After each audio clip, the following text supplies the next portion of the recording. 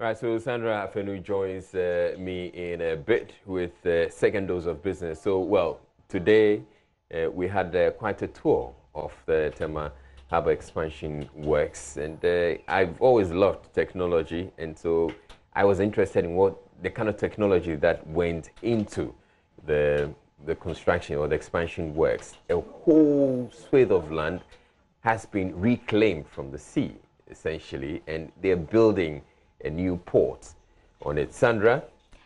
Hi, Israel. What was the experience like for you? It was an exciting experience to see that the whole sea has been reclaimed and the land has been reclaimed, actually, and the facility that has been put out there.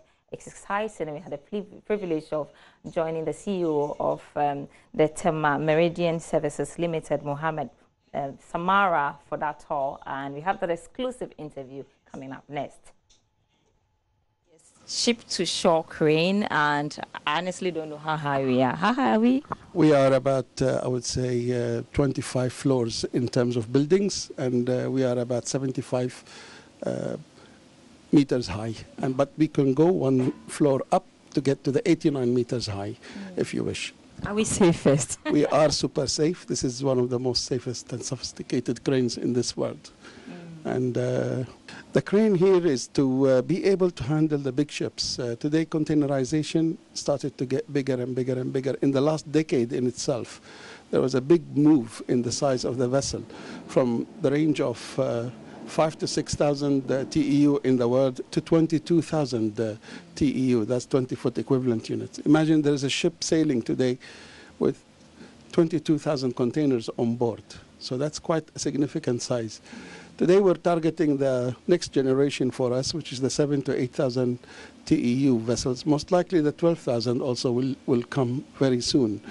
And for this, we need bigger cranes. The port itself, where we are today, is too shallow to handle the bigger ships. So we need depth. This port has a depth of 16 meters.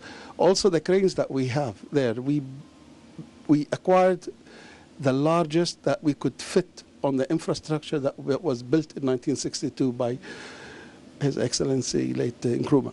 So basically today we face ourselves, we cannot get bigger crane to handle the bigger ship also, because the ship cannot come under it. So this is taller than what we have, and it has an outreach. Today where we are here, we are about, I would say, 50 to 60 meters, about 50 meters, plus minus. 66. The length is, the yellow length, 66, but we are about into the sea. So all this place was the sea, and it's been reclaimed? Yes, absolutely. How easy was that? It wasn't easy, but it was work 24/7, hard work by a project team dedicated. And there was 3,000 Ghanaians on the job engaged here on site, and about 2,000 between site and the quarries in Shah Hills, etc.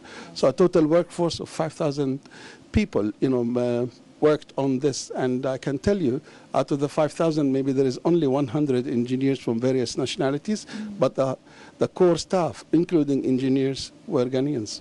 Why is this project actually important? Where we are as a nation and our ports, the capacity of the port, how much more is it going to add, and why is this so important to the nation?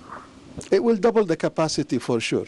I'll give you an example. When MPS started to give good service to shipping lines, there was something, or still exists on all the ports in West Africa, called congestion surcharge. 300 euros were charged for every box that comes into the port for ships to wait outside in the anchorage. They call it surcharge. So basically, this was eliminated totally. So 300 euro per container stopped to be remitted out of our economy to the outside world. With the berthing window arrangements, berthing ships weekly service on arrival, giving them a slot of time, that's the berthing window, a slot of time every week. Ships started to come alongside on weekly basis regularly, no anchorage time. And also increased the vessel size. So that gave us a lot of efficiency. This efficiency resulted in reduction in sea freight to the tune of $1,000. So $1,000 multiplied by 500,000 containers that come into the country is $500 million. $500 million, $500 million, not leaving Ghana economy.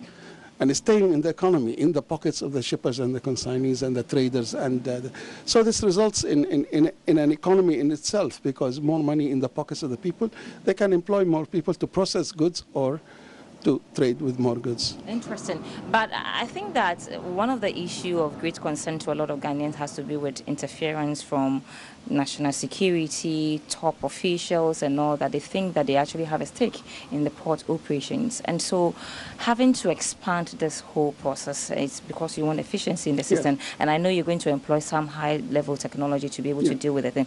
Do you think that with this project we can eliminate the human interference in the port operations, and but how much can we cut if you're able to eliminate that? Yeah, I've just said something important about human interference. Government agency have a stake in it. Yes, they are a stakeholder. National security has to have a say. Yes, customs, of course. That's the nation's revenue, you know. There should be no leakage. So they have a big stake in it. But how do we control this stake? You know, with the new technology, we are introducing something new, which is audit trail. You know, you cannot just come and take and go and then nobody knows who took where, won and when. You know, so all of those with the new technology, there is an audit trail. There is, if you scan, you send the image to national security as well as customs. If somebody spots something, you know, he has to put a stop to it. But the physical inspection in itself, with the effort and the directives of His Excellency the Vice, and also the office of His Excellency the President, you know, they drove this paperless, and with it was few objectives, not only paperless, joint inspection. All right, so that's all for business for the week, and we'll see you on Monday. And the second part of that interview, we'll be bringing it to you on Monday as to how much this is costing the nation and when we will likely to see the first part being operational. Thanks so much for your time. Do have a great weekend. My name is Sandra Esenamafenu.